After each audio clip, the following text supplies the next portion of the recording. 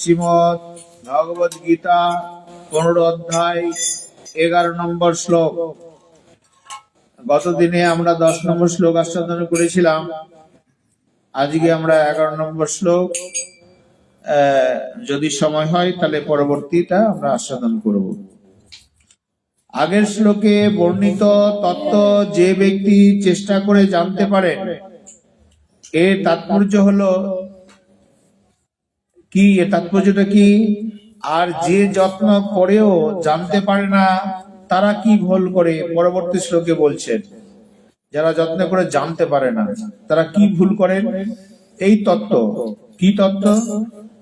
ভগবান, এই আত্মা কখনো সংসারের সঙ্গে সম্পর্কিত নয়।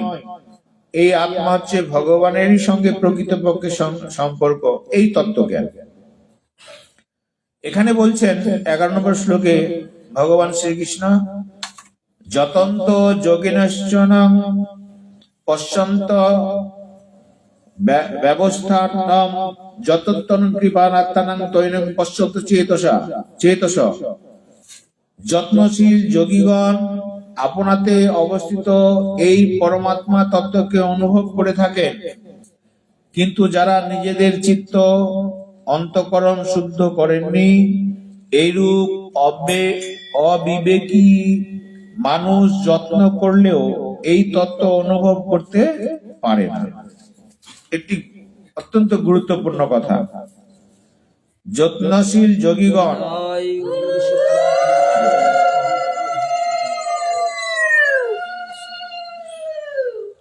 এখানে যোগিন কথাটার অর্থ হচ্ছে সংখ্যা যোগী, সাধকের বাচক।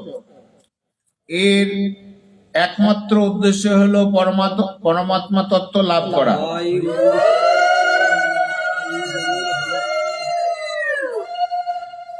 এখানে যোগিন, সংখ্যাযোগী, সাধকের কথা বলা হয়েছে।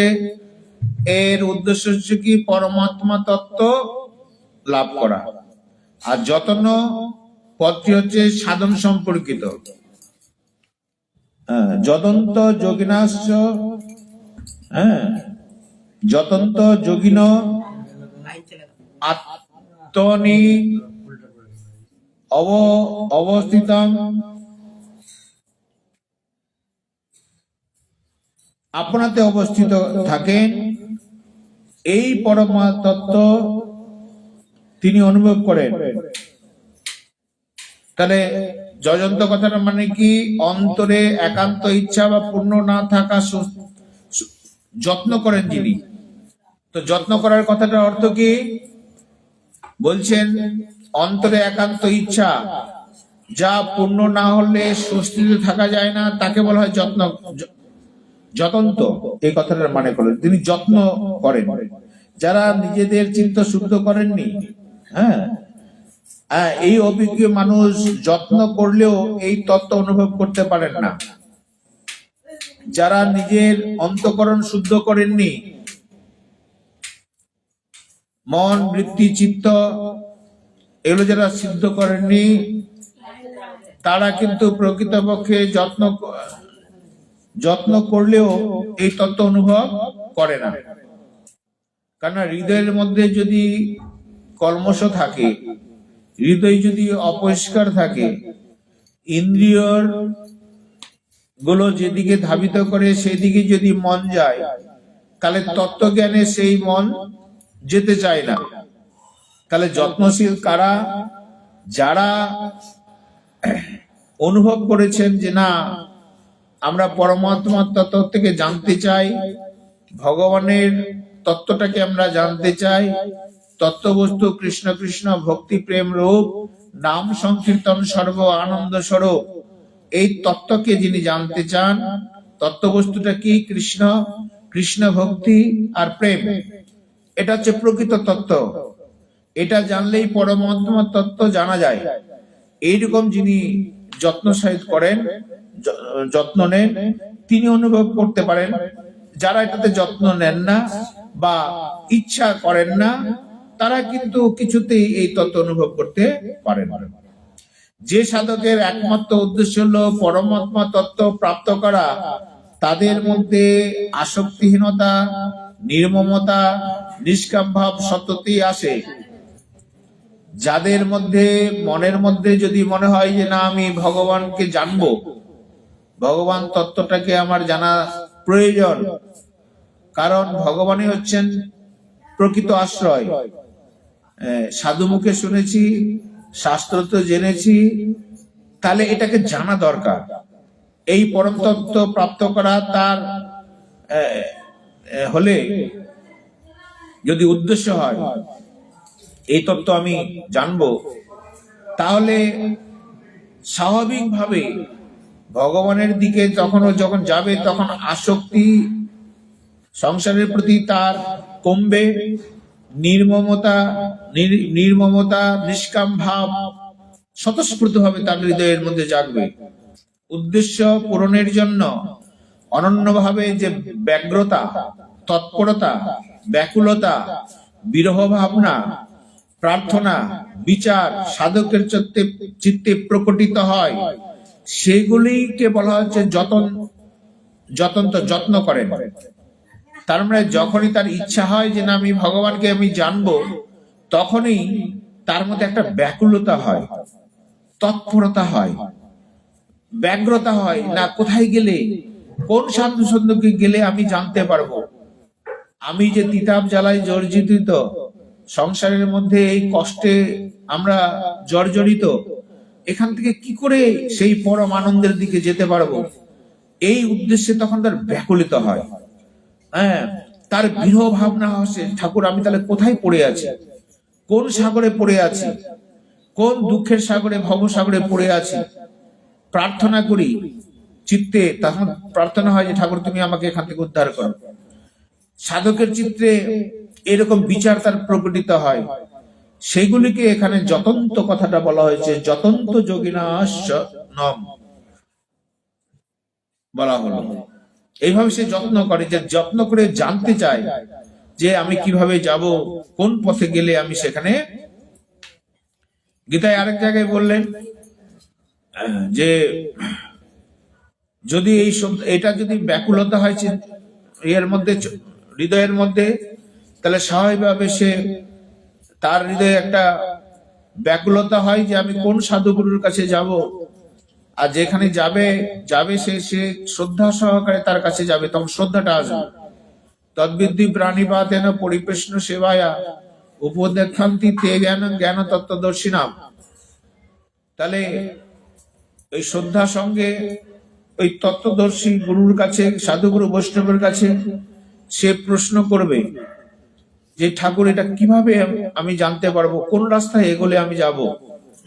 এই তত্ত্ব কথা যখন কোন সাধুগুরু বৈষ্ণবের কাছে কেউ জিজ্ঞেস করেন, তখন স্বাভাবিকভাবেই তিনি তার এই কথাগুলো, এটাকে টানতো একটু, ওদিকে টেনে রাখতো, হ্যাঁ ঠিক আছে। তো গুরুদেবের কাছে বা সাধুগুরু বৈষ্ণবের কাছে তখন প্রশ্ন করে। আমরা অনেক জায়গায় দেখি এই প্রশ্নগুলো কতগুলো কুতর্কের আকারে আমরা প্রশ্ন করি সাধুগুরু বৈষ্ণবের কাছে। যেমন মনে হয় আমি কোন সাধুগুরু বৈষ্ণবকে পরীক্ষা করার জন্য আমি পরীক্ষা করছি, মানে প্রশ্ন করছি। এবং যারা এখানে শ্রোতা আছেন বা যেখানে বলা হচ্ছে সাধু সঙ্গ হচ্ছে, সেখানে একটা নিজের ভাব প্রকাশ করা যে আমি বোধহয় সবকিছু জানি, এরকম ভাব অনেক লোকেরই থাকে। এবং ওই পাঠ করতে করতেই সবকিছু জিজ্ঞেস করে, এটা করাটা ঠিক নয়, তাতে রসভঙ্গ হয়।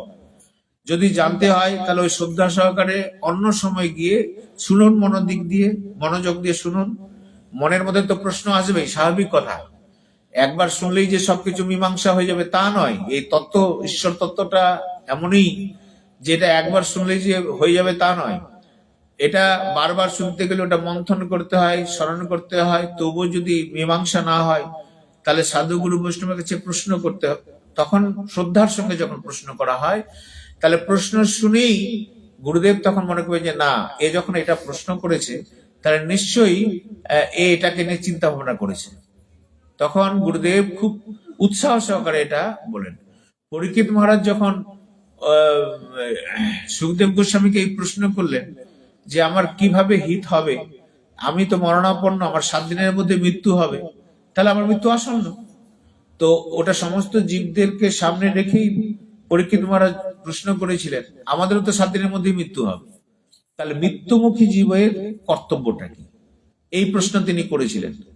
এই প্রশ্নটা শুনেই কিন্তু সুখদেব গোস্বামী খুব প্রসন্ন হয়েছিলেন। এমন সুন্দর প্রশ্ন, যে নিজের কল্যাণের জন্য এই প্রশ্নটা করেছে, সবাই তো এই প্রশ্ন করে না।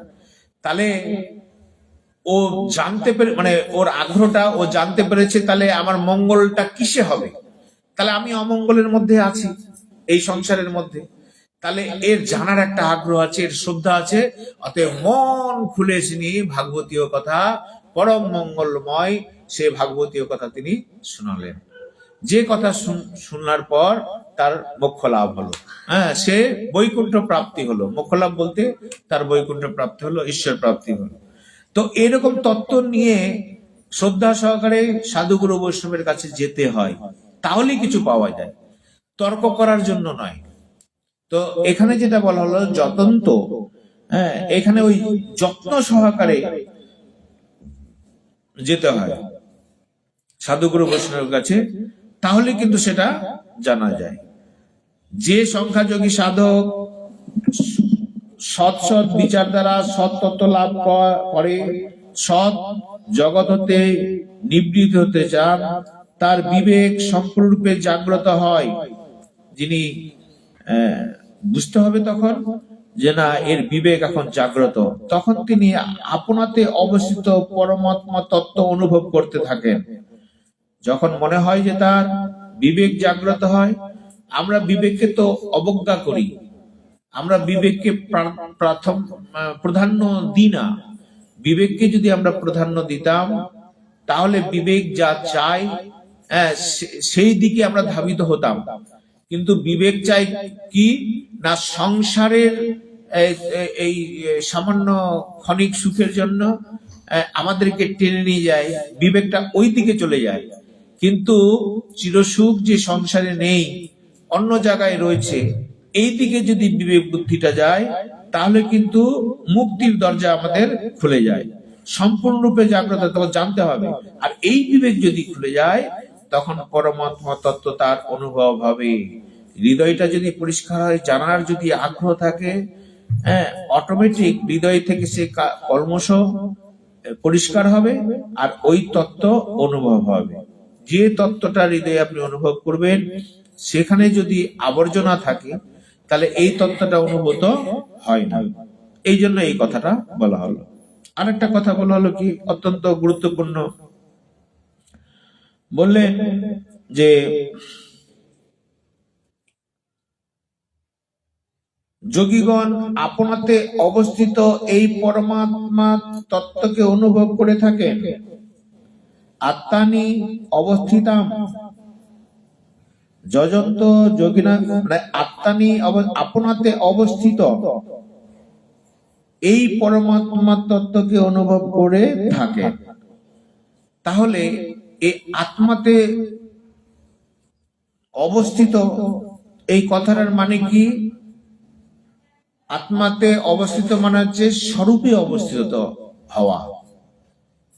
এই স্বরূপে যদি আমি অনুভব করি, স্বরূপত আমি শরীর নই, স্বরূপত আমি সংসারের নই, তাহলে আমি কে? আমি স্বরূপত আত্মা। এইটা যদি অনুভব হয়, এটা অনুভব হয়ে গেলেই তখন তার স্থিতিটা হচ্ছে আত্মানা অবস্থিত, আত্মানি আপনাতে অবস্থিত। কথাটার মানে হলো এই, তিনি নিজে স্বরূপে অধিষ্ঠান করেন। এটাকে বলা হয় আধ্যাত্ম তত্ত্ব, এটাকে বলা হয় আধ্যাত্ম জ্ঞান। আমরা বলি না আধ্যাত্ম জ্ঞান, আধ্যাত্ম তত্ত্ব, আধ্যাত্ম শিক্ষা ইত্যাদি। এই আধ্যাত্ম কথাটার মানেই হচ্ছে নিজ স্বরূপে অধিষ্ঠান হওয়া। আমি সংসারের নই, আমি আত্মা। আত্মা পরমাত্মার সঙ্গে সম্পর্কিত, সংসারের সঙ্গে নয়। এটাই নিজের মধ্যে অবস্থিতকে বলা হয় আত্মান অবস্থিতম, নিজের আত্মাতে অবস্থিত করা। এই এটা আরো বিস্তারিত ভাবে বুঝে নেন। দেশকাল পরমাত্মা তত্ত্ব থেকে ভিন্ন নয়। ইনি দেশকাল পরমাত্মা তত্ত্ব, এই যে পরমাত্মা তত্ত্ব, পরমাত্মা থেকে তো সবকিছু প্রকাশিত হচ্ছে, দেশ বলুন, কাল বলুন, জায়গা বলুন, সবকিছু প্রকাশিত। ইনি সমানরূপে সর্বত্র সর্বদা বিরাজমান। তিনি সর্বত্র আছেন, সর্বদা বিরাজমান আছেন। ইনি সমস্ত জীবের হৃদয়ে অবস্থিত সকলের আত্মা স্বরূপ ইনি রয়েছেন। গীতায় 10 অধ্যায় 20 নম্বর শ্লোকে বলেছেন, অহমাত্মা গুরুকেশ্বর সর্বভূতানাং স্থিতি। সেই জন্য যোগীগণ নিজেদের মধ্যে এই তত্ত্ব অনুভব করে থাকেন, সাধক এই তত্ত্ব অনুভব করে থাকেন যে তিনি যেমন সব জায়গায় আছেন, আমার হৃদয়েও তিনি আছেন। এই তত্ত্ব নিজের স্বরূপে অধিষ্ঠান হওয়া, এই যে সত্তা, আমি, এই যে ভাব, এটা দুই রকম ভাব আছে এর মধ্যে। শুনে রাখুন খুব ভালো করে, ধীরে ধীরে, এইদিকে মন দিয়ে। দু রকম এই সত্তাটা, একটা হচ্ছে বিকারী আর একটা হচ্ছে স্বতঃসিদ্ধ। এই দু রকম সত্তা। বিকারী কোনটা শুনে রাখুন, দুটো। একটা হচ্ছে বিকারী, যার বিকার হয়। বিকার কিরকম? যেমন হচ্ছে দুধ, ওটাকে যদি টক দিয়ে দেন তাহলে ওটা দই কনভার্ট হবে, বা ছানায় কনভার্ট হবে, হ্যাঁ, বা দই থেকে ঘি করলেন, মাখন করলেন, ইত্যাদি ইত্যাদি, কত রকম দুধের সেই যে আরো রূপ গুলো, এগুলোকে বলা বিকারী। বিকার, এক রূপ থেকে আরো বেশ। তাহলে আমাদের সত্তাটা এরকম দুই রকম, একটা হচ্ছে বিকারী, একটা বিকারী সত্তা রয়েছে, আর একটা হচ্ছে স্বতঃসিদ্ধ, মানে ওটার কোনো পরিবর্তন হয় না। এই দু রকম সত্তা আমাদের কাছে আছে। যে সত্তা উৎপন্ন হওয়ার পর পতিত হয়, যে সত্তাটা উৎপন্ন হয়েছে এবং আমরা ওটা দেখতে পাই, তাকে বিকারী সত্তা বলা হয়। তাহলে কাকে দেখতে পাই? যেমন আমাদের জন্মগ্রহণ হলো, তো কাকে দেখতে পেলাম? যে অমুক ছেলে হলো, অমুক মেয়ে হলো, তার সত্তাটাকে আমরা দেখতে পাই। কার? তার শরীরটাকে আমরা দেখতে পাই। তাহলে এই যে যেটা আমরা দেখতে পাচ্ছি, এটাকে বলা বিকারী সত্তা। কেন না? এই যে শরীরটা আমরা দেখতে পাচ্ছি, এই যে তার একটা সত্তা হলো, অস্তিত্ব হলো, এটা বিকারী অস্তিত্ব বা বিকারী সত্তা। তার মানে ওই যে বাচ্চাটা হলো, একদিনের, দুদিনের, 1 মাস, 7 বছর, 8 বছর, এরকম করতে করতে ওই শিশু থেকে সে বালক থেকে কি হলো কৈশোর, কৈশোর থেকে যৌবন, যৌবন থেকে আবার বার্ধক্য, বার্ধক্যের পরে শেষ। এই বিকার, তার শরীরের মধ্যে বিকার হলো। তাহলে এই সত্তা কখনো, হ্যাঁ, এটা হচ্ছে বিকারী সত্তা। আরেক সত্তা, তাহলে এটা হচ্ছে বিকারী সত্তা, এটা পরিবর্তন হচ্ছে। বিকার মানে কি? পরিবর্তন হওয়া। ওই যেমন বললাম, দুধ থেকে কি হলো, দই হলো, মাখন হলো, ইত্যাদি ইত্যাদি, এটা পরিবর্তন হচ্ছে। শরীরও এরকম পরিবর্তন হচ্ছে, এটা হচ্ছে বিকারী সত্তা। আরেকটা সত্তা আছে, এর কখনো পরিবর্তন হয় না, বরং সর্বদা অনাদিকাল থেকে একইভাবে বিরাজমান, তাকে বলা হয় স্বতঃসিদ্ধ সত্তা। কে? অনুভব করুন। এই দৃষ্টিতে জগৎ এবং শরীর, তাহলে দুটো সত্তা হলো। একটা সত্তা কখনো পরিবর্তন হচ্ছে না, একটা সত্তা পরিবর্তন হচ্ছে, তাহলে শরীর পরিবর্তন হচ্ছে। তাহলে আরেকটা সত্তা কে পরিবর্তন হচ্ছে না? এটা অনুভব করুন, চিন্তা করুন, মন্থন করুন। শিশু ছিলাম, যৌবন হলো, বার্ধক্য আসলো, এইভাবে পরিবর্তন হচ্ছে তার শরীর। তাহলে শরীর একটা সত্তা, যেটা ধরেছে এটা বিকারী সত্তা। আরেকটা কিন্তু, আমি শিশুকালেও ছিলাম, আমি যৌবনে ছিলাম, আমি আবার বার্ধক্যও আছি, তাহলে আমির কোনো পরিবর্তন হয়নি। তাহলে ওই আমিটা হচ্ছে কি? ওই আমিটা হচ্ছে স্বতঃসিদ্ধ সত্তা, ওইটার কোনো পরিবর্তন হয় না। তাহলে প্রকৃতপক্ষে আমাদের সত্তাটা হচ্ছে আমি সত্তাই, এটা হচ্ছে প্রকৃতপক্ষে সত্তা। যত রকম কিছু হয় আমির মধ্যেই হয়। বিকারীর মধ্যে যেটা হয়, সেটাকে ওই বিকারী সত্তাকে আমার মনে করেছি বলে, ওই বিকারের মধ্যে যে সমস্ত বিকার হয়, আরো বিকার হয়, ওই বিকারের ভালো মন্দটা আমরা ভোগ করি তখন, তাই না? আমরা যখন কষ্ট পাই, রোগ হয়, শোক হয়, তো শরীর কিন্তু কষ্ট পায় না, আমি কষ্ট পাই। কেন? আমি তো নির্গুণ, আমি তো তত্ত্ব ঈশ্বরের পরমাত্মা। তো পরমাত্মা তো মায়ের সঙ্গে সম্পর্কিত নয়, ও থাকে না কখনো। তাহলে আমি কষ্ট পাই কেন? না, সম্পর্ক আমি মান্যতা দিয়ে করে দিয়েছি, এদের সাথে সম্পর্ক আমি স্থাপন করে দিয়েছি, আত্মা নিজের করে নিয়েছি। ফলে এই শরীরের যে সুখ দুঃখটা আমি অনুভব করি, তাই না? একটা শরীরে আঘাত লাগলে কষ্ট পাই। এটা যদি অন্যভাবে বুঝেন, তাহলে শরীর থেকে যদি আত্মাটা যদি মৃত হয়ে যায় কার, তখন যদি হাতটাকে কেটে নেওয়া যায়, তখন আর কষ্ট পাবে কি? পাবে না। তাহলে কে কষ্ট পাচ্ছিল? আত্মা। তাহলে আত্মাই কষ্ট পায়, সুখ পায় আত্মাই। কিন্তু প্রকৃতপক্ষে শরীরের মধ্যে কোনো সুখ দুঃখ নেই। শরীরের যে সুখ দুঃখটা ও নিজের মনে করেছে বলে ওই আত্মাটা সেটা অনুভব করে। আর যখন ওই বিকারী শরীরের থেকে নিজের সম্পর্কটা ছিন্ন করে দেয়, তখন আর সুখ দুঃখ তার অনুভব হয় না। তার মানে কেবলমাত্র সত্তাটার সঙ্গে যুক্ত হয়ে রয়েছে শুধু মান্যতা ভাবটা।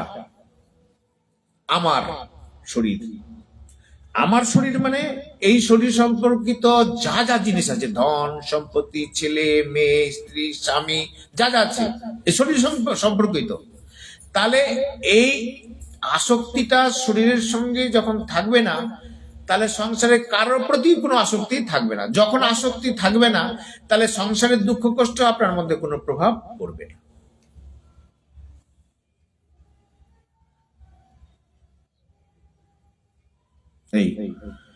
তাহলে স্বতঃসিদ্ধ সত্তা আমাদের মধ্যে, এই দৃষ্টিতে জগৎ শরীর অস্তিত্ব বিকারী পরমাত্মা এবং আত্মার সত্তাকে স্বতঃসিদ্ধ বলা হয়। বিকারী সত্তাকে স্বতঃসিদ্ধ সত্তার সঙ্গে এক করে মিলিয়ে দেখা বড় ভুল। ওই সত্তা আর আমি, তার মানে আমি আর আমার শরীর, এই দুটোকে যখন এক করে দিই, এই বড় এটা ভুল। হ্যাঁ, আমাদের তো সাধন ভোজন এইখানেই নিজের এই তত্ত্ব জ্ঞানটা হওয়া, যে প্রকৃতপক্ষে এই জন্য সনাতন গোস্বামী মহাপ্রভুর কাছে এই মূল তত্ত্বটাই জিজ্ঞেস করলেন, কে আমি, কেন আমার, যারে তাপত্রয়, নাহি জানি আমার কেমনে হিত হয়। তাহলে আমি কে? কেনই বা এই ত্রিতাপ জ্বালা, আদি দৈবিক, আদি ভৌতিক, আধ্যাত্মিক এই ত্রিতাপ জ্বালা আমাকে এই সংসারের মধ্যে ভোগ করতে হচ্ছে?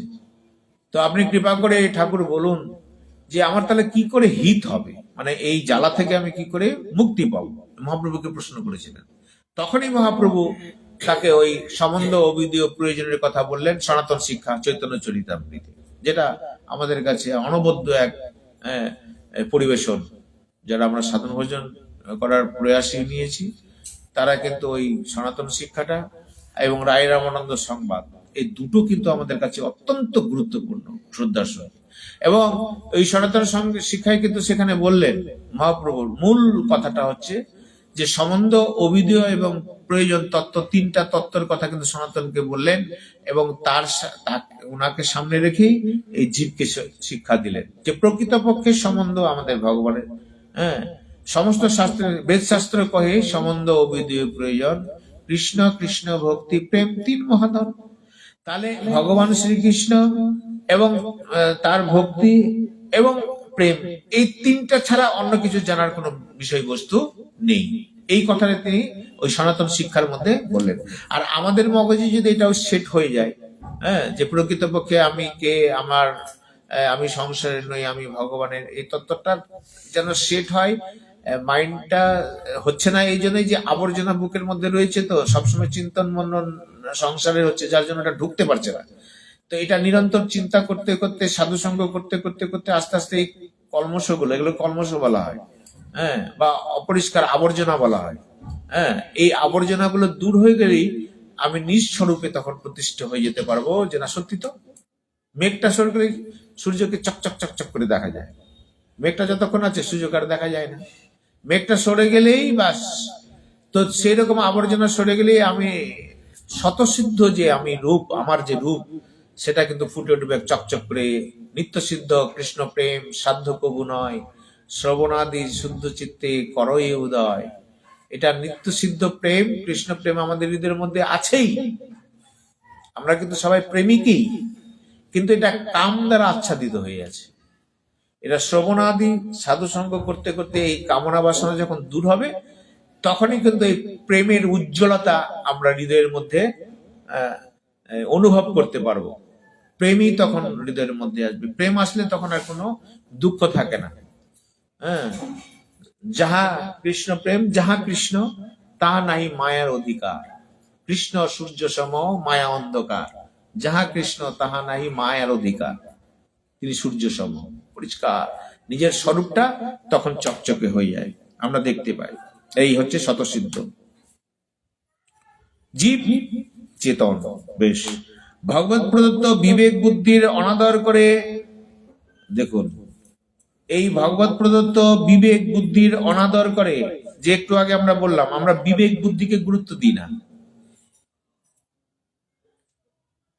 আমরা যখন কোনো একটা কাজ করতে যাই, তখন কোনো একটা সময় বিবেক বলে না, এটা করা ঠিক নয়। অর্জুন ভগবান শ্রীকৃষ্ণকে বললেন যে আমরা জানি যে এটা কাজ খারাপ, কিন্তু কার প্রেরণায় আমরা আবার ওই খারাপ কাজটাই করি। ওই যে কাম, ক্রোধ, লোভ, এই তিনটাকে নরকের দ্বার মনে করবা অর্জুন। এই তিনটার প্রেরণায় আমাদের মনে কিন্তু একটা বিবেক জাগ্রত হয়, না এটা করা ঠিক নয়। চোর যখন চুরি করতে যায়, তখন একবার কিন্তু ওর মনে হয় যে না এটা করা ঠিক নয়, কিন্তু তবুও চলে যায়। ও মদ খাওয়ার আগে তার কিন্তু মনে হয় একবার সন্ধ্যার সময় যে এটা ঠিক নয়, কিন্তু তবুও এত কামনা, এত চাহিদা আছে, আবার ওটা গিলে গিলে খায়। সবার ক্ষেত্রে কাম, ক্রোধ, লোভ এইভাবে।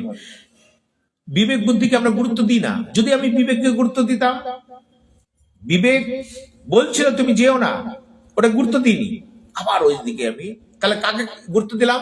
কামনাকে গুরুত্ব দিলাম, লোভকে গুরুত্ব দিলাম, হ্যাঁ, মোহকে গুরুত্ব দিলাম। মানে কামনা, কাম থেকেই কিন্তু লোভ, মদ, মোহ, মাশ্চর্য যা দেখছেন এগুলো সব ওখান থেকে, ওই জ্বর কিন্তু ওটাই, মূল কিন্তু ওটাই, ওই কাম। কাম থেকে এগুলো সব উৎপন্ন হয়। মানে কামনার ছাওয়াল পাল হচ্ছে এগুলো সব, নাতি পোতা বলতে পারেন আর কি সবাই। এটি মানে কামনা হলে ধীরে ধীরে কামনা যদি কোনো কারণে পূরণ হয়, তাহলে আরো লোভ হবে, আরো হোক। আর যদি কামনা কোনো কারণে না হয়, বাধাপ্রাপ্ত হয়, তাহলে ক্রোধ হবে। ব্যাস, এই দুদিকে দুধারী তালোয়ার। ওটা ওটা যেতেও কাটবে, আবার আসতেও কাটবে। এই হচ্ছে তো, এটা বিবেককে আমরা মানে গুরুত্ব প্রথমে দিই না। এই জন্য বিবেককে গুরুত্ব দিতে হয়। আমরা তো সবসময় মনে করি না আমার তো একাদশী করা উচিত, হরিভজন করা উচিত। দূর, সবাই তো এরকম আছে, আমি আর মানে এই যে বিবেকটা আপনার জাগ্রত হয়েছে, কিন্তু এটাকে আমি গুরুত্ব দিই না। কি করি? আবার এর মধ্যে আমরা ভেসে যাই। বিবেক বুদ্ধিকে আমরা, বিবেক জাগ্রত সব সময় সৎ কথাটার, সৎ রাস্তায় চলার পরামর্শ দেয় বিবেক।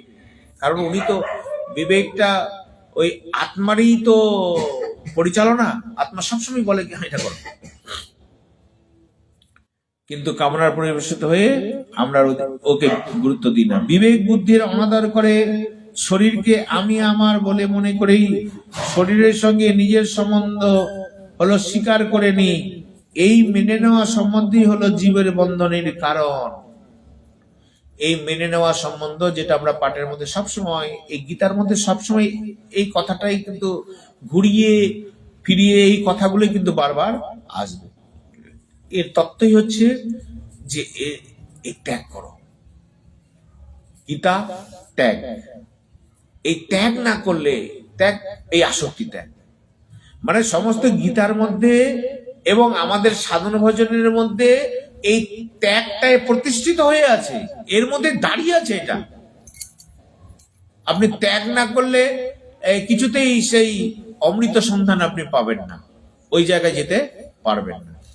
বিবেক সেটা আমাদেরকে জাগ্রত করে বলে দেয়, কিন্তু সেটাকে আমরা গুরুত্ব দিই না।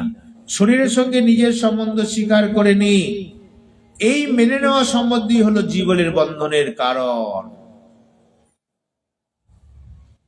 খটাঙ্গরাজ ও তো 3 মিনিটের মধ্যে ভগবত প্রাপ্তি হয়ে গেছিল। আমরা যদি অন্তর থেকে এখনই সংসারের প্রতি আসক্তিটা যদি ত্যাগ করে দিই, তাহলে এখনই ভগবান তত্ত্ব অনুভূত হবে এখনই। হঠাৎ তাই তার বেশি সাধন করতে হয়নি, বছর কারো বছর সাধন ভজন তাকে কিচ্ছু করতে হয়নি, সঙ্গে সঙ্গে তার হয়ে গেছে। পরীক্ষিত মহারাজের 7 দিন সময় লেগেছিল মাত্র, ধ্রুব মহারাজের কয়েক মাস সময় লেগেছিল। শুধু আসক্তিটা ত্যাগ করলে ঈশ্বর সামনের দিকে আপনার একদম প্রকটিত, যাকে বলা হয়। এটাই হচ্ছে এই মেনে নেওয়া। তাহলে মেনে নেওয়া সম্পর্কটা ত্যাগ করলেই কিন্তু ঈশ্বর তত্ত্ব অনুভূত হয়। এই সম্বন্ধ এত দৃঢ় যে মৃত্যুতেও এটি দূর হয় না। শরীরের সঙ্গে সম্পর্কটা এত দৃঢ় যে মৃত্যুর পরেও কিন্তু এই সম্পর্কটা দূর হয় না। না হওয়ার জন্য আবার আমরা শরীর রূপে জন্মগ্রহণ করি, কোনো না কোনো শরীর রূপে আবার আমাদের এই দেহ ধারণ হয়। কারণ দেহের সঙ্গে সম্পর্কিত ছিল আমাদের মনটা, আত্মাটা একদম তদাত্মা প্রাপ্ত হয়ে আছে, একদম আবিষ্ট হয়ে আছে। এই আবিষ্ট যতক্ষণ পর্যন্ত ত্যাগ না হয় ততক্ষণ পর্যন্ত এই সংসারের খোলস ত্যাগ হবে না, ততক্ষণ পর্যন্ত ভবসাগর পারও হব না আমরা। এটাই ভবসাগর, 84 লক্ষ জনিতে ভ্রমণ, 84 লক্ষ দেহতে ভ্রমণ আমরা করতেই থাকব। তাই এই সম্বন্ধ এত দৃঢ় যে মৃত্যুতেও এটি দূর হয় না, আবার এত ভঙ্গুর যে ইহা ইচ্ছা তেমনি পরিত্যাগ করা যায়। এটা এত দৃঢ় যে শরীরটা পরবর্তী জীবনেও চলে যায় আমাদের সঙ্গে, শরীর পাই। আর এটা এত ক্ষণভঙ্গুর, এর সঙ্গে সম্পর্ক ত্যাগ করে দেওয়া যায়, এত ক্ষণভঙ্গুর। এটা কি করে সম্ভব? তাহলে বলছে যে এটা যেমন খুব কঠিন তেমন খুব সহজ।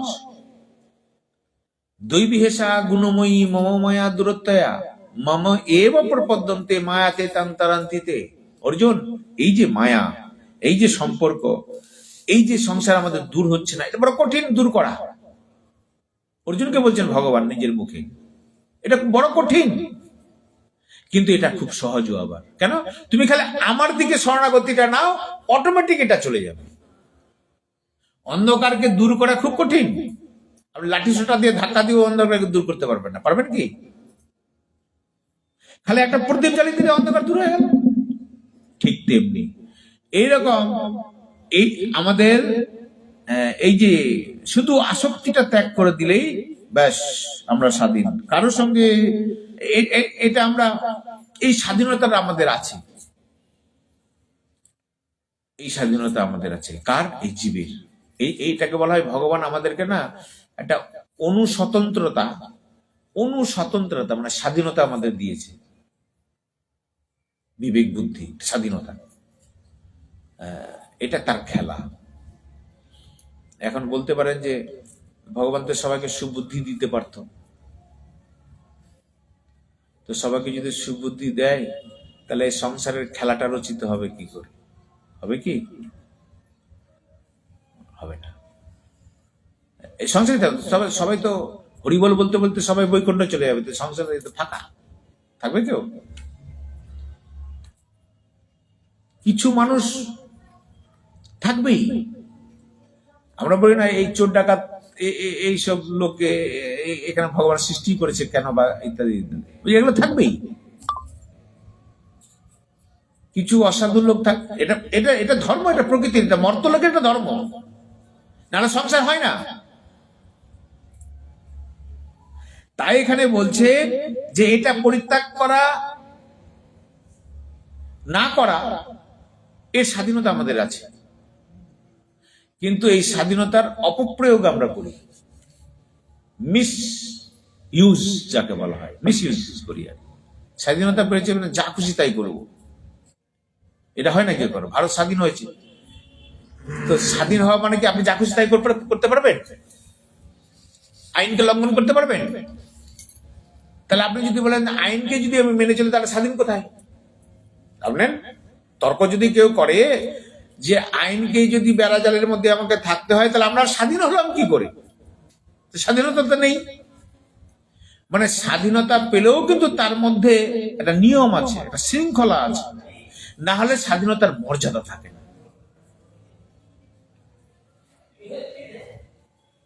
আমাদেরকে স্বতন্ত্রতা ভগবান আমাদেরকে দিয়েছেন।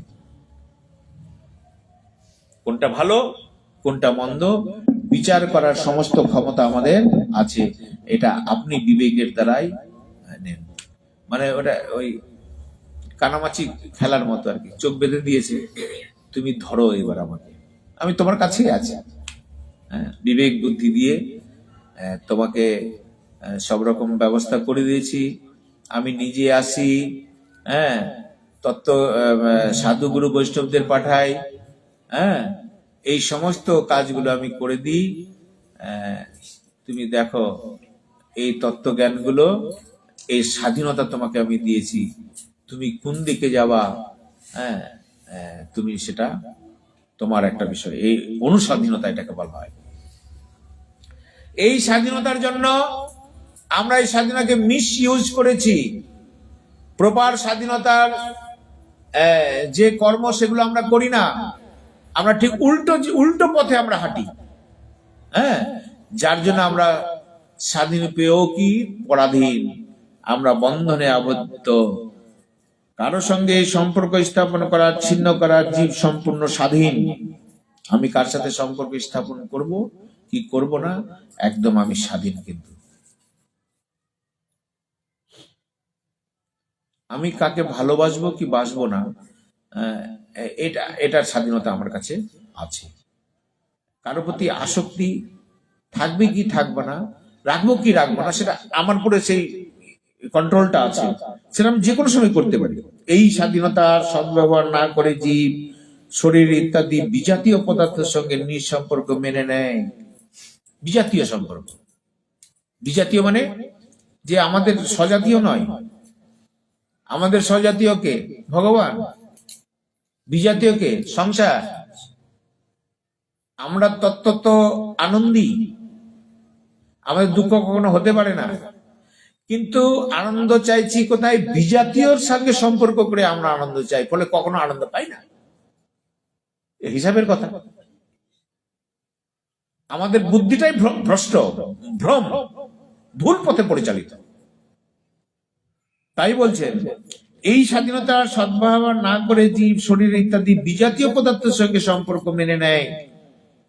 নিজের বিবেক বোধকে দেহের সঙ্গে নিজ পার্থক্যের জ্ঞান গুরুত্ব না দিয়ে বিবেককে অবদমিত করে। নিজের বিবেককে অবদমিত করে নেয়, নাহলে খারাপ কাজে কেউ যায় নাকি? আচ্ছা, আমরা এটা কে না জানি যে আমাকে এগুলো সব ছেড়ে চলে যেতে হবে? এটা সবই জানি, তো জানি, কিন্তু সব যখন ছেড়ে দেওয়া যেতে হবে, তো সবগুলো ধরে রাখার কাজ করেন কেন? তাহলে বোকামি। তাহলে বিবেক যেটা বলে সেটা তো আপনি করছেন না। তাহলে সব যখন ছেড়ে যেতে হবে, তাহলে ওদেরকে ধরে রাখার কাজ করেন কেন? তাহলে সম্পূর্ণ বিপরীত কাজ আমরা করি। বিবেককে আমরা গুরুত্ব দিই না। বিবেক বোধকে গুরুত্ব না দিলে বিবেক অবদমিত হয়। তাহলে বিবেককে এখানে পদদলিত করছেন আপনি। প্রকৃত বিবেক আপনার চাইছিল আনন্দের দিকে যেতে, আপনি তো নিরানন্দের দিকে যাচ্ছেন। তাহলে বিবেককে অবদমিত করছেন আপনি। বিবেক অবদমিত হলে দেহের জড়তত্ত্বের প্রাধান্য হয়, আর যখনই বিবেককে আপনি অমান্য করবেন, অবদমিত করবেন, তখনই জড়তত্ত্বের প্রাধান্য পাবে, সংসার তত্ত্বের প্রাধান্য পাবে, আমি আমার ভাবের প্রাধান্য পাবে, বিষয়ীর প্রাধান্য পাবে, টাকা রোজগারের উপরে প্রাধান্য পাবে। টাকা টাকা টাকা সব, এটা মাইন্ডেড, টাকা ছাড়া কিছু নাই, অমুক ধমুক, এগুলো সব চিন্তা করতে করতে যারা একটা মানুষের সুষ্ঠুভাবে জীবনযাপনের জন্য কত টাকা লাগে গো? খাওয়া পাওয়ার জন্য যদি মাসে যদি আমরা দেখি 20,000 টাকাও যদি তার ব্যবসা করে হোক, কৃষি বাণিজ্য থেকে হোক, চাকরি করে যদি হোক, 30-40 হাজার টাকা যদি, তাহলে তো যথেষ্ট। কিন্তু আমরা করি কি, 40 কোটি টাকা কি করে হবে এর পিছনে ধাবিত হয়েছে, চলো চলো দৌড়াও দৌড়াও। অনেকে করছেও, তাই হচ্ছে তো। ফলে তারা কখনো শান্তি পায় না, ও ছুটতেই থাকে শুধু, ওটা একটা নেশা। ওই ছোটবেলায় আমরা ওই ইয়ে করতাম, ওই দেশের যে খাপগুলো আছে না, ওগুলো আমরা টাকা তৈরি করেছিলাম। এক একটা নৌকা ছাপ, এটা 100 টাকা মূল্য। আর একটা টেক্কা ছাপটা বেশি চলতো, ওটা 10 টাকা। আর একটা কোন ছাপ ছিল তো, ওটা 1,000 টাকা, ওটা খুব দুর্লভ, ওটা 1,000 টাকা। এরকম করে করে আমরা খুব ওই কুড়িয়ে বেড়াতাম ছোটবেলায়, সব চারিদিকে কুড়িয়ে টুড়িয়ে দেশের খাপগুলো নিতাম আর ওইগুলো খেলতাম। ওইটা টাকাটা আপনি চিন্তা করতে পারবেন না কত যে মমত্ব ছিল ওর মধ্যে ওই সময়। এখনকার দিনে আমরা যে 1,000, 2,000 টাকা, 1,00,000 টাকাকে যে আঁকড়ে ধরে থাকি যে মমত্ব নিয়ে, শিশুবেলায় কিন্তু ওই রকম আসক্তি নিয়ে খেলা করেছি। একদম যত্ন করে রেখেছি, এটি আমার টাকা, 50 টাকা। আর খেলতে গিয়ে কেউ যদি 10 টাকা বেমানি করে, তার সঙ্গে একদম মারপিট থেকে আরম্ভ করে সব কিছু বাদ দিই। আসক্তি একই। ওই ছোটবেলায় ওই দেশায় খাপের যে টাকার প্রতি আসক্তি ছিল, ওই টাকাই এখন ওই দেশায় খাপ। এটা বুঝবেন, এরও কোনো মূল্য নাই। ওই আসক্তির জন্য আমরা ওই টাকার দিকে ধাবিত হচ্ছি।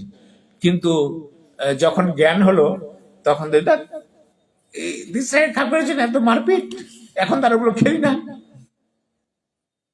ঠিক তেমনি যাদের একবার জ্ঞান হয়েছে না, তারা এই সংসারের আসক্তি এরা দেখে বলে, এরা তো বোকা সব, কোন দিকে যাচ্ছে এরা সব, অন্ধকূপের দিকে এরা চলেই যাচ্ছে সব। এদের জ্ঞান হয় না, এদের বিবেক বুদ্ধি অবদমিত, এরা যায় না। হ্যাঁ, তো এইভাবে আমরা চলতে থাকি। তাহলে বিবেক অবদমিত হলে দেহের প্রধান জড়ের প্রাধান্য পায় এবং সেটি সত্য বলে প্রতীত হতে থাকে। এটা সত্যি সত্যি না, ঠিক তো, এটাই সব, এছাড়া আমি বাঁচতে পারবো না, ইত্যাদি ইত্যাদি মনে হয়। সৎসঙ্গ, শ্রদ্ধায় ইত্যাদির সাহায্যে যেমন যেমন বিবেক বিকশিত হয়, তেমন তেমনি দেহের সঙ্গে মেনে নেওয়া সম্বন্ধ দূর হতে থাকে। এটা সাধন। সৎসঙ্গ, এই যে আমরা সবাই এসে বসেছি, আমি তো রিটায়ার করে গেলাম, তো আমি এটা ভাবলাম যে একদিন যদি সপ্তাহে একদিন এই রাধারানী মন্দিরে যেমন একদিন করে বসি, একদিন করে একাদশীর দিনে যদি বসি, সবারই তো সবসময় সময় হয় না, আর একদিন যদি এখানেই বসি, তাহলে কতটা লাভজনক হয় আমাদের, তাই না? আমরা তো যশ প্রতিষ্ঠা লাভের সুনামের জন্য কোনো কিছু করতে চাই না, নিজেকে এই সাধন ভোজনে এগিয়ে যাওয়ার জন্য যত রকম এই প্রচেষ্টা, যাতে সবারই কৃপায় আমরা সবাই যেন এগিয়ে আসি এই রাস্তায়। এখানে বলছেন যে সৎসঙ্গ, শ্রদ্ধায়, এই সৎসঙ্গ, আর নিজের বাড়িতে যারা আমরা পড়াশোনা জানি, অক্ষর জ্ঞান অল্প সময়, নিজের শ্রদ্ধাইটা করবেন। শ্রদ্ধাইটাও কিন্তু সৎসঙ্গ, এটা মনে রাখবেন। তো মনে করেন আজকে সৎসঙ্গ যদি না হয়, তো বাড়িতে বসে একটু গীতাটা পড়াশোনা করছেন, বা অনেক ধর্মগ্রন্থ রয়েছে, ব্যাখ্যা সহ রয়েছে, সেগুলো একটু অধ্যয়ন করলেন, এটাও একটা সৎসঙ্গ। তাহলে সৎসঙ্গ, শ্রদ্ধা ইত্যাদি যে যেমন যেমন বিবেক বিচিত, তাহলে এই যে বিবেক অবদমিত করে রেখেছি আমরা, এর দ্বারা কি হবে, এই বিবেকটা কি হবে, বিকশিত হবে, সঠিক পথে আপনার চলবে। আমরা চলি উল্টো পথে, তখন মনে হবে যে না, আমার চলার রাস্তা কিন্তু এটা নয়। এই ধর্মীয় শাস্ত্রগুলো আমাদেরকে এই শিক্ষাই দেয়, বিবেককে জাগ্রত করে। তাহলে কি হয়, যেমন যেমন বিবেক বিকশিত হবে, তেমন তেমন কি লাভ হবে, তেমনি তেমনি দেহের সঙ্গে মেনে নেওয়া সম্বন্ধ দূর হতে থাকবে। দেহের সঙ্গে মেনে নেওয়া সম্পর্কটা আপনার দূর হবে, একান্ত ভাবটা, তদাত্মা ভাবটা, আপন ভাবটা দূর হবে। তখন মনে হবে দুধ ছাই, এত এদের সাথে ভাব করে হবে কি, এর সবকিছু তো ছেড়ে দিয়ে যেতে হবে। তো বেকুবি, এগুলো হচ্ছে মানে বোকার কাজ আর কি, যাকে আপনি যদি একটু ভালোভাবে বুঝেন কথার তত্ত্ব, তো এই ঘর বাড়ি করা, গাড়ি বাড়ি করা, টাকা সঞ্চয় করা সব কিন্তু বোকামি আর কি। এই বোকামি কেন? ওই যে আপনাকে যখন সবকিছু ছেড়ে দিয়েই চলে যেতে হবে, তাহলে এর পিছনে যখন ধাওয়া হচ্ছে তো বোকামি। এটাই সব মনে রাখছেন, এর মতো বোকার কেউ আছে কি? আরে বাবা, আপনাকে তো সবকিছু ছেড়ে চলে যেতে হবে। এই জন্য বলছেন, जिस जिसने ए मोती लोटे, जिस जिसने ये मोती लूटे ओ तो माला माल हुए। जिस जिसने ये मोती लूटे ओ तो माला माल हुए। धन दौलत की बने पुजारी आखिर वो कंगाल हुए। राम नाम के हीरे मोती मैं बिचराऊं गली गली। ले लो रे कोई श्याम का प्याला शोर मचाऊं गली गली। এই যে আমরা শোর মাচাচ্ছি, নেন ফেরিওয়ালা আমরা, হরে কৃষ্ণ কৃষ্ণ। এই যে আপনারা সব ভোরবেলা কীর্তন করছেন, এত সাধু সঙ্গ করছেন, তো ফেরি করছেন তো। ले लो रे कोई श्याम का प्याला शोर मचाऊं गली गली। যারা চালাক তারা এই কৃষ্ণ নাম রাম নামকে অবলম্বন করলো, আর এরা ধনী হয়ে গেল, এরা প্রকৃত ধনী, কারণ এটাই সঙ্গে গেল। আর ধন দৌলত কি বনে পুজারি আখিরও কাঙ্গাল হয়ে, ওর সঙ্গে আর কিছু গেল না, সবই ধন ধন পড়ে থাকলো, তো কাঙ্গালি হলো না? এত চালাকি করলো, ছলে বলে কৌশলে এত ধন রাখলো, একদম ব্যাংক ব্যালেন্স, এই সম্পত্তি। হ্যাঁ, এক একজনের এত টাকা যে একটা বাড়িতে হয় না, 3টা 4টা ফ্ল্যাট কিনে রেখেছে। আপনি বলুন তো কি প্রয়োজন আছে? থাকার লোক না, তালা বন্ধ, অত 4টা 5টা বাড়ি কিনে রেখেছে কোটি কোটি টাকা দিয়ে। কি শখ! দান করে দেন, কোন হাসপাতালে দান করে দেন, ওদিকে যাবে না। বোকামি। আপনাকে সব ছেড়ে যেতে হবে তো। তো ধন দৌলত কে বনে পুজারি আখিরও कंगाल হয়ে, ও শেষ, কারণ ওর সঙ্গে তো কিছু যাচ্ছে না, খালি হাতে এসেছিল, খালি হাতেই গেল, कंगाल। আর जिस जिसने ये मोती लूटे ও তো মালা মাল হয়ে, যারা এই কৃষ্ণ নাম নিল ও কিন্তু মালামাল ধনী হয়ে গেল। এই যে আমাদের সাধু বাবা ধনী, এর কাছে ধন প্রচুর, কিন্তু কাউকে দেয় না, কৃপণ লোক, প্রচুর ধন, কেউ বুঝতে পারবেন না। যাকে জয় রাধে। তো धन दौलत की बने पुजारी आखिर वो कंगाल हुए। বিবেক, এটা দিয়ে বিবেক জাগ্রত করে, সৎসঙ্গের দ্বারা বিবেক জাগ্রত হবে। এই জন্য নিরন্তর সবাই সৎসঙ্গ করা উচিত, যতটুকু হয়। আমি তো বিখ্যাত পণ্ডিত লোক না, আপনাদের মাধ্যমে আমি এটা পড়ে পড়ে আপনাদেরকে শোনাই। দেখুন, পড়ছি, এক এক লাইন এক এক করে বলছি। তো এটা যদি আমরা সাধু সঙ্গটা করতে পারি সবাই মিলে, তাহলে কি হবে?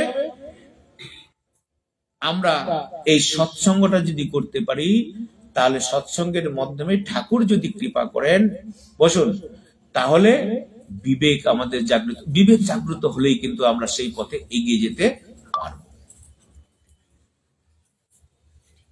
সাধু সঙ্গ সর্বশাস্ত্রে কয়, লবমাত্র সাধু সঙ্গ সর্বসিদ্ধি হয়।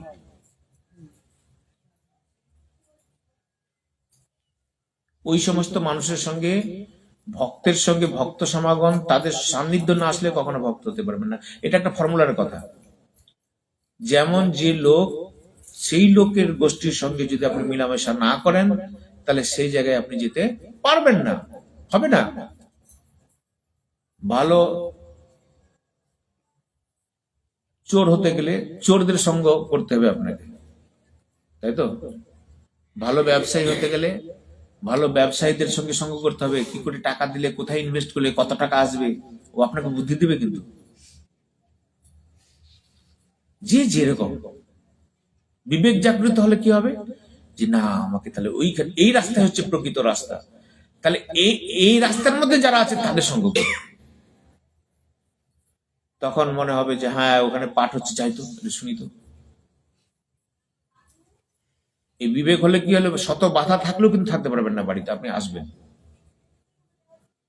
আমরা বিবেকে অবদবিত করে রাখি, থাক আর আজকে আর যাবো না, যে ঠান্ডা পড়েছে, অজুহাত খুঁজছি, একটু বৃষ্টি পড়লো আর কোথায় যায় না, একটু টিপটিপ করে হয়তো বৃষ্টি পড়লো। ওই একদিন পাটে গেছি, ওখানে আমার রাধারানীর মন্দিরে একটু বৃষ্টি হয়েছে, আর লোক নাই, কেউ আসেনি। বৃষ্টি পড়ছিল, কোন বৃষ্টি পড়ছিল? ঝড় বৃষ্টি উড়ে উড়ে নিয়ে গেছে আপনাকে। মানে আমরা সবসময় অজুহাত খুঁজে থাকি যেন ওখানে না যেতে হয়, এভাবে চলতেই থাকে আমাদের। এই তো বলছেন বিবেক জাগ্রত হলে পরমাত্মার সঙ্গে যে নিজের প্রকৃত সম্পর্ক, তাতে নিজের স্বাভাবিক স্থিতি অনুভব হয়। এটা জাগ্রত হলে প্রকৃতপক্ষে ভগবানের সঙ্গে সম্পর্কিত এই তত্ত্ব আমাদের হবে। এটা কি বলা হয়? আত্মানি অবস্থিতাম যজন্ত যোগিনা স্থিতনাম আত্মানা অবস্থিতাম। এই আত্মাটা কি হয়? আপনাতে অবস্থিত হয়। এই কথাটার মানে হলো এই যে আত্মানি অবস্থিতম পত্রের এই ব্যাখ্যা। বিকারী সত্তার জগতের সম্বন্ধ আমি বোধ উৎপন্ন হয়। হ্যাঁ, যেমন শ্রবণের দ্বারা মানা, অন্যের কথা শুনে আমি অমুক নামধারী, আমি অমুক বর্ণ ইত্যাদি অহংবোধ মেনে নেওয়া, আমি অমুক পণ্ডিত, এরকম একটা বিষয় ভাব তার আসে। বর্ণের একটা অহংভাব আসে। বিকারী সত্তার আমি ব্রাহ্মণ, আমি ক্ষত্র, আমি বৈশ্য ইত্যাদি ইত্যাদি। এই আর কি এই অহংভাব শ্রবণের দ্বারা হয়, আর একটা ক্রিয়ার দ্বারা হতে পারে, যেমন প্রবচন দেওয়া, শিক্ষা প্রদান করা, চিকিৎসা ইত্যাদি ক্রিয়াতে আমি বক্তা, আমি শিক্ষক, আমি বড় প্রবচন করতে পারি। হ্যাঁ, আমার মতো কে প্রবচন করতে পারে না, ওই প্রবচন করে, ওর প্রবচন ভালো না, আমার প্রবচন ভালো। এই যে অহংভাব, আমি চিকিৎসক ইত্যাদি অহংভাব তার হৃদয়ের মধ্যে, হ্যাঁ, এই বিকারী সত্তার তখন আসে। এই দুই প্রকার অহংবোধী সর্বদা থাকে না, কিন্তু আছি। এই যে বিকার অহংবোধ সর্বদা থাকে না, কিন্তু আমি আছি, এই স্বতঃসিদ্ধটা সব সময় থাকে। এটা বুঝতে হবে। এইভাবে আমাদের এই সত্তা চলতে থাকে। আর একটা কথা এখানে দেখুন, কানের দ্বারা শ্রবণ, মনের দ্বারা মনন, বুদ্ধির দ্বারা বিচার প্রভৃতি উপায়গুলি দ্বারা কেউ এই তত্ত্বকে জানতে পারে না। আমরা শ্রবণ করে, মন দিয়ে, বুদ্ধি দিয়ে বিচার করে প্রকৃতপক্ষে উপায়গুলো দ্বারা কেউ জানতে পারে না। তাহলে কারণ ইন্দ্রিয় ইত্যাদি, মন, বুদ্ধি, দেশ, কাল ইত্যাদি সবই প্রাকৃত কার্য। প্রাকৃত কার্যাদির সাহায্যে এই তত্ত্বকে কিভাবে জানা সম্ভব? সুতরাং প্রাকৃত কার্যাদি পরিত্যাগ করলেই, মানে সম্বন্ধ বিচ্ছেদ হলেই এই তত্ত্ব হয়, তা আপনি হয়। হ্যাঁ, এই মন দ্বারা, পঞ্চ ইন্দ্রিয় দ্বারা, চক্ষু, কর্ণ, নাসিকা, ত্বক, জিহ্বা, এই যে পঞ্চ ইন্দ্রিয় রয়েছে, এদের অধিষ্ঠান হচ্ছে কি মন। এই মন যখন, এগুলো সবগুলো কিন্তু প্রাকৃত। তো প্রাকৃত দিয়ে কিন্তু প্রাকৃতকে কখনো জানা যায় না, ও ওই দিকেই ধাবিত হবে। তাহলে উপায় তো বলছে, এই বিবেক যদি জাগৃত হয়, হ্যাঁ, এই জাগৃত হলে তখন ওই মন, বুদ্ধি, বিবেককে আশ্রয় করে কোন দিকে যাবে? ওই প্রাকৃত দিক থেকে না গিয়ে অপ্রাকৃত জগতের দিকে সে ধাবিত হবে। আমাদের মস্ত বড় ভুল কি? সাধকের সব থেকে বড় ভুল এই যে তিনি যে রীতিতে জগৎকে জানেন, সেই রীতিতেই পরমাত্মাকে জানতে চান। আমাদের এটা ভুল কি?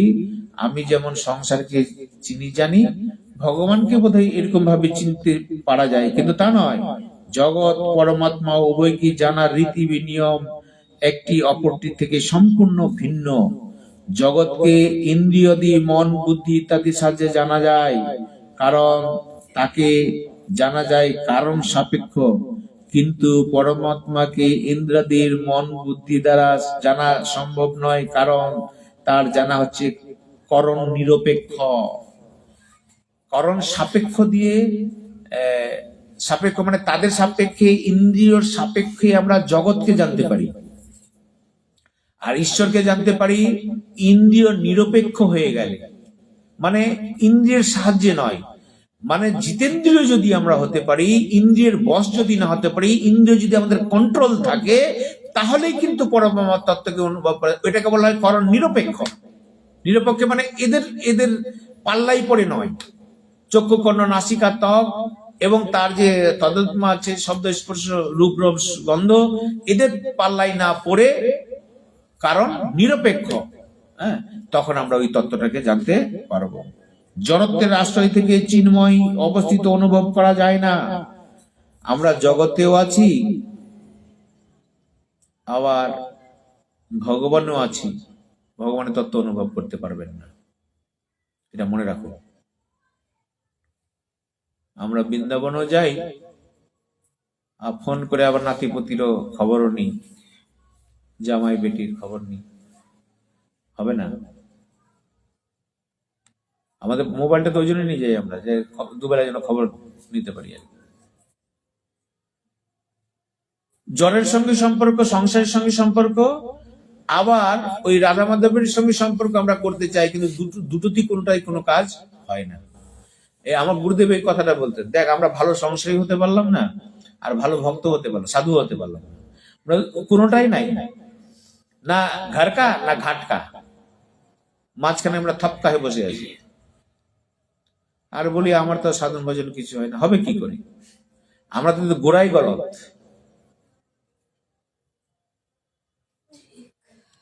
যিনি পরমাত্মাকে নিজেকে পরমাত্মা বলে জানেন, সেই জ্ঞান রূপ চক্ষু সম্পন্ন যোগী শরীর ইন্দ্রিয় মন ইত্যাদি থেকে নিজেকে পৃথক করে আপনাতে আপনি অবস্থিত পরমাত্মা তত্ত্ব অনুভব করেন।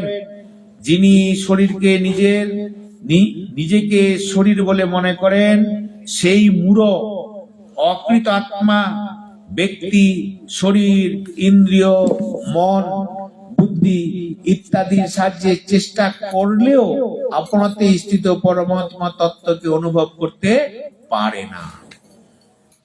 এটা একদিনে হবে না। যতক্ষণ পর্যন্ত সংসার তত্ত্বটা না ত্যাগ করছেন, ততক্ষণ পর্যন্ত ঈশ্বর তত্ত্বটা আপনার হৃদয়ে অনুভবই হবে না। আর যখন অনুভব হবে না, তখন কি হবে? আপনার শ্রদ্ধা আসবে না, আপনার প্রীতি হবে না, রতি হবে না, প্রেম হবে না, তাই না?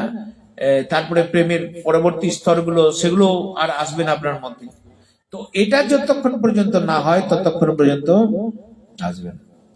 এবার বলছেন আরেকটা গুরুত্বপূর্ণ কথা, এখানে আমরা যেটা আস্বাদন করলাম, এটা নিজেকে মন্থ আমরা করি সব সময়, তাহলে অনেকটা আধ্যাত্ম তত্ত্বে আমরা এগিয়ে যেতে পারবো।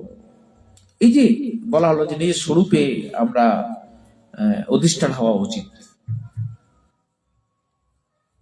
আমি তত্ত্ব তো সংসারী নই, আমি তত্ত্ব তো ভগবান, এই নিজের স্বরূপ, এটা হচ্ছে আধ্যাত্ম জ্ঞান।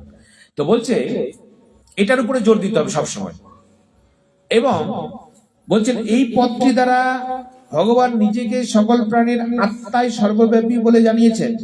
এটি অনুভব করার জন্য সাধের নিম্নোক্ত চারটি বিষয় দৃঢ়তার সঙ্গে মেনে নিতে হবে। এটা জানার জন্য, স্বস্বরূপে অধিষ্ঠান করার জন্য একটা দৃঢ়তার সঙ্গে আপনাকে কয়েকটা জিনিস মানতে হবে। কি কি শুনে রাখুন, চারটা জিনিস বলছে এখানে। একটা হচ্ছে পরমাত্মা এখানে আছেন, এটা মানতে হবে আপনাকে। আমরা মানি না বলে মন্দির করেছি, ঠাকুর রেখেছি, কোথাও মানি না বলে অন্তত মন্দিরে তো মানবো। মন্দিরে গিয়ে বলবো যে না, এখানে রাধা মাধব জগন্নাথ ঠাকুর আছে, একটা জায়গায় তো মানবো। কিন্তু জানেন যারা সাধন ভজনে ঊর্ধ্বে উঠেছে তাদের জন্য কোনো মন্দির লাগে না, কিন্তু ওরা যেখানে বসে সেখানেই ভগবানকে আরাধনা করতে পারে, যেভাবে ইচ্ছা তারা করতে পারে, কারণ ওরা অনেক উচ্চ কোটির সাধক হয়ে গেছে।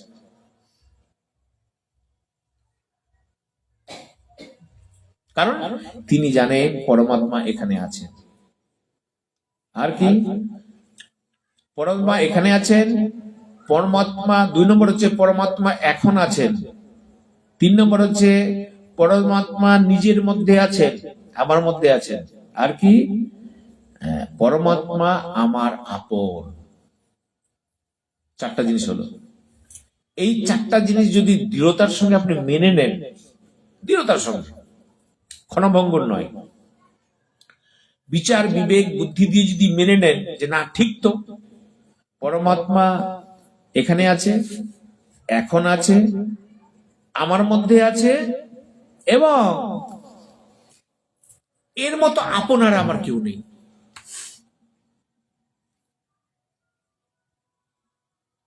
এ আমার সঙ্গে ছিল, আছে এবং থাকবে। পরমাত্মা কখনোই মানে আমি তো আত্মা, এই আত্মা কখনো পরমাত্মাকে ছাড়া থাকতে পারে না। নদীর জল সমুদ্র ছাড়া থাকতে পারে না, ওর সবসময় প্রবাহ কিন্তু সাগরের দিকে। ঠিক তেমনি আমাদের আত্মার প্রবাহ কিন্তু সবসময় পরমাত্মার দিকেই, কিন্তু মাঝখানে বাদ দিয়ে দেওয়া হয়েছে, বাদ, master plan, Mahananda master plan, মায়া সংসার বলে এটা আটকে রাখা হয়েছে।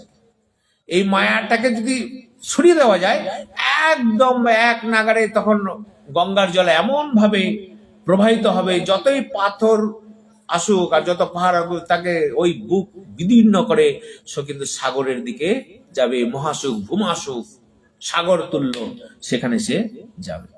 এই 4টা তত্ত্ব আমাদের অত্যন্ত ভাবে জানা, মানে সব জানি আমরা, এটা যে জানি না তা না, এটা মানি না, এটা আমাদের ত্রুটি, এটা আমাদের দোষ, জানি কিন্তু মানি না।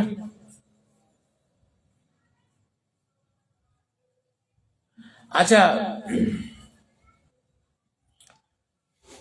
আমরা তো এটা জানি যে কচুরি খাওয়া, আপনার তেলে ভাজা পরোটা, পিৎজা, বার্গার, এগুলো খাওয়া তো খারাপ, তবু খাই। আমরা জানি যে দেরিতে ঘুমানো শরীরের পক্ষে খারাপ, তবু মোবাইল হাতে রাত 2টা পর্যন্ত ঘুমাই না, আর একটা সময় ঘুমাই, বেলা 9টা পর্যন্ত ঘুমিয়ে থাকি। জানি তো আমরা খারাপটা জানি কিন্তু মানি না, এটা আমাদের স্বভাব। আমরা জানি খারাপ তবু মানি না। চাউমিন খাওয়া খারাপ, ময়দা, তবু খাই, টিফিন ইত্যাদি ইত্যাদি। তো শুনুন, দেখেন, আমরা আধ্যাত্মিক জগতে যেতে গেলে শরীরও তো দরকার, শরীর সুস্থ থাকাও দরকার, তাই না? শরীর সুস্থ না হলে আপনি ভোজন করবেন কি করে, করতে পারবেন কি? তো শরীর সুস্থ রাখার জন্য যে সমস্ত জিনিসগুলো করা কর্তব্য সব জানি আমরা, কিন্তু মানি না। মানে কি, শরীর সুস্থ হওয়ার জন্য দুপুরবেলা ঠিক সময় খেতে হবে, 12:30 থেকে 1টার মধ্যে খেতে হবে। আমরা খাই 4টার সময়, মানলাম? তো আবার শরীরটা, আমরা যেটা করা সেটা আমরা জানি, কিন্তু আমরা কিছুতেই মানি না, এটা আমাদের স্বভাব। এই জন্য বলছেন যে এটা আমরা সব জানা যে ভগবান এখানে আছেন, ভগবান এখন আছেন, এবং আমার মধ্যে ভগবান আছেন। পরমাত্মা আমার আপন ছাড়া অন্য কেউ নেই, কারণ যদি এর আপন হতো, আমার ছেলে মেয়ে ধন সম্পদ মৃত্যুর পরে না সবাই আমার সাথে যেত, কেউ যাবে কি? এটা তো জানি আমরা, কিন্তু মানি না, এটা আমাদের স্বভাব। তো বলছেন এটা দৃঢ়তার সঙ্গে যদি মেনে নেওয়া যায়, তাহলে আমরা কি হব? এই আত্মতত্ত্বের মধ্যে আসবো। যারা আশ্রয় নেওয়া হয় তাকে ত্যাগ করা যায় না, এই নিয়ম, এটা হচ্ছে নিয়ম। যাকে আমরা আশ্রয় নিই তাকে কিন্তু চট করে ত্যাগ করা যায়। তা আশ্রয় নিয়েছি কোথায়? সংসারে, তাকে ত্যাগ করতে আমরা চাই না। মৃত্যুর সময় তখন আমরা কষ্ট পাই খুব। মৃত্যুর সময় মৃত্যু যন্ত্রণায় কেউ কষ্ট পায় না, ছেড়ে যাওয়ার যন্ত্রণায় কষ্ট পায় সবাই। হায় রে, আমরা এত টাকা থেকে গেল, ব্যাংক ব্যালেন্সটা যে কে যে নিল, সোনার গয়নাটি এত ভালো করে বানিয়েছিলাম, এই যে আমার কি হলো, আবার মরে যেতে হচ্ছে। এই সুতরাং শরীর, মন, বুদ্ধি ইত্যাদি জড় পদার্থের আশ্রয় গ্রহণ করে সাধক জড়ত্বকে ত্যাগ করতে সক্ষম হন না। এর ব্যতিরিক্ত মন, বুদ্ধি ইত্যাদি জড় পদার্থ দ্বারা সাধন করলে সাধনকারীদের এক প্রকার সূক্ষ্ম অহংভাব হয়। তাদের মধ্যে একটা সূক্ষ্ম অহংভাব, সাধন ভোজন করলেও কিন্তু আমি ভালো ভোজন করি, এরকম একটা অহংভাব কিন্তু এসে যায়। বলছে সেই অহংভাবও যেন আপনার মধ্যে না আসে।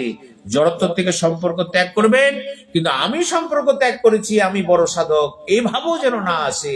এইভাবে যদি আমরা ভজন সাধন এগোতে পারি, তাহলে কিন্তু ধীরে ধীরে আমরা কোথায় সাধন ভজনে এগিয়ে যেতে পারবো। তখন দেখবেন জীবনটা আপনার সাধন ভজনে হবে, জীবন শৈলীটা আপনার ভজন হবে, ওটাই সাধন হবে। আর ওটাই হচ্ছে আমাদের জীবনের সাধ্য এবং সাধন দুটো কিন্তু এক জিনিস। সেই জায়গায় আমরা পৌঁছাতে পারবো মহাপ্রভুর কৃপা হলে। আগামী রবিবার আমরা এখানে আবার আস্বাদন করবো। এর পরবর্তী শ্লোক, আমরা একটা শ্লোক এটা আস্বাদন করলাম, পরবর্তী শ্লোকে আমরা আস্বাদন করব। আগামী দিনে একাদশী, আপনারা সবাই রাধারানী মন্দিরে আসবেন কৃপা করে, সেখানে আমরা এই একাদশীর পাঠটা করব। জয় জয় রাধে কৃষ্ণ গোবিন্দ, জয় জয় রাধে কৃষ্ণ গোবিন্দ, রাধে গোবিন্দ, রাধে রাধে গোবিন্দ, রাধে গোবিন্দ।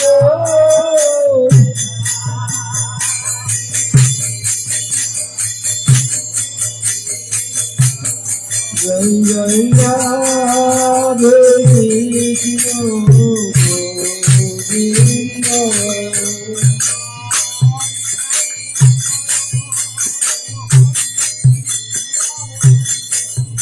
জয় জয় জয় সুন্দর মোহন মোহন বৃন্দাবন চন্দ্র।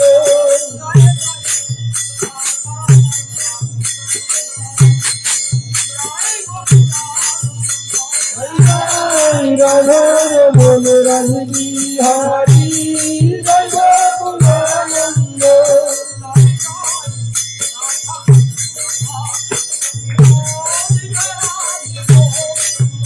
জয় জয় রাধা কান্ত রাধা বিনোদ, জয় রাধে গোবিন্দ।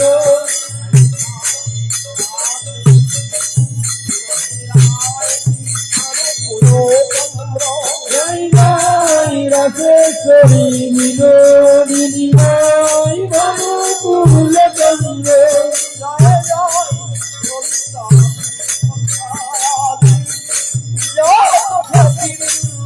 জয় জয় ললিতা বিজয়াদি গোবিন্দ।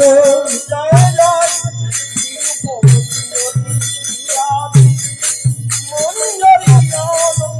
জয় জয় শিরূপ মঞ্জরিয়াদি মঞ্জরি আনন্দ। জয় জয়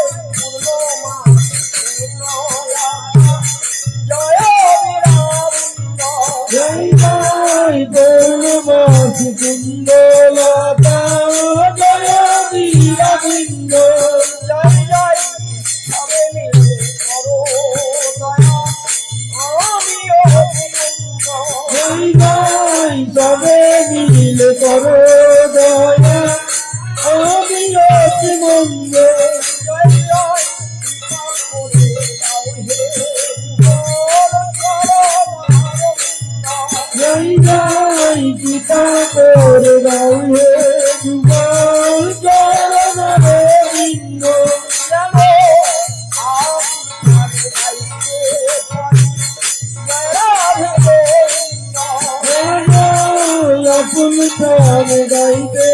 হরি জয় রাধে গোবিন্দ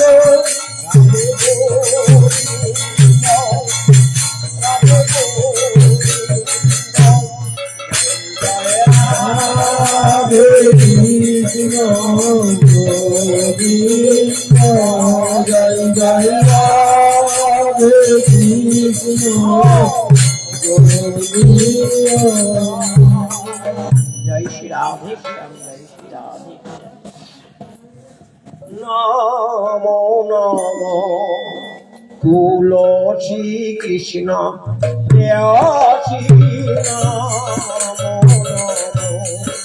তুলসী কৃষ্ণ প্রেয়সী নমো আমি রাধা কৃষ্ণের সেবা পাব রাধা কৃষ্ণের সেবা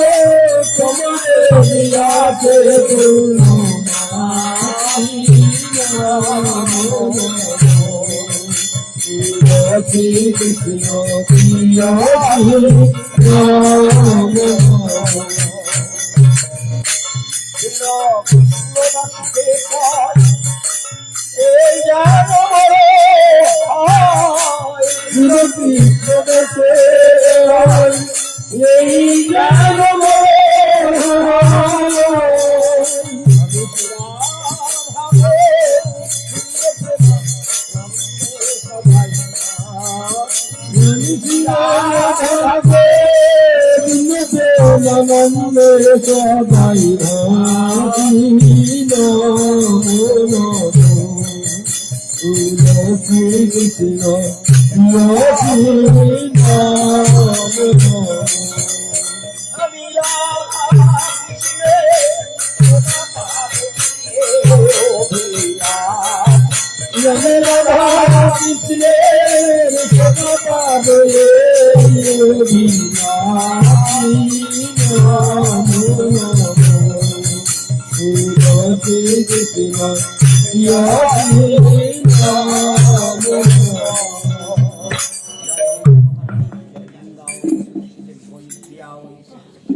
কৃষ্ণ ভক্তি পদে দেবী সুস্থ গতি